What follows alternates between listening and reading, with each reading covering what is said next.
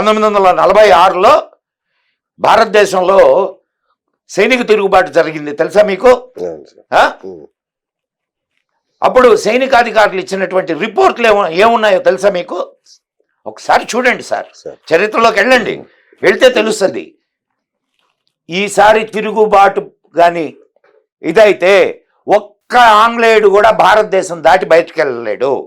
కాబట్టి ఆంగ్లేయులందరూ ఇదిగో పలానా టయానికి పలానా చోటుకి చేరుకోండి సేఫ్గా ఈ దేశం దాటడానికి ఉమ్. అని ఆర్మీ ఆఫీసర్స్ ఇచ్చిన స్టేట్మెంట్స్ ఉన్నాయి, చూడండి. ఎందుకో తెలుసా?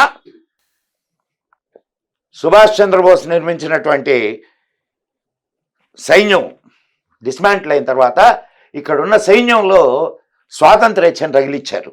ఉమ్. ఇక్కడ ఉన్నటువంటి సైన్యం ఎవరిది? భారతీయులు. మొత్తం భారతీయులే. అవును. దాన్ని కమాండ్ చేస్తున్నటువంటి వాళ్ళు మాత్రం వాళ్ళు బ్రిటిషర్స్.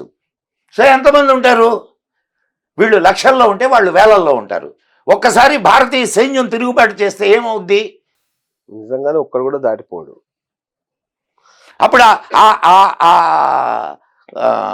తిరుగుబాటుని అణచివేసింది ఎవరు? నెహ్రూ. గాంధీ గారు పటేల్ని పంపించి తిరుగుబాటు ఆపించాడు. ఉమ్. అది సార్ నిజమైన చరిత్ర. ఉమ్.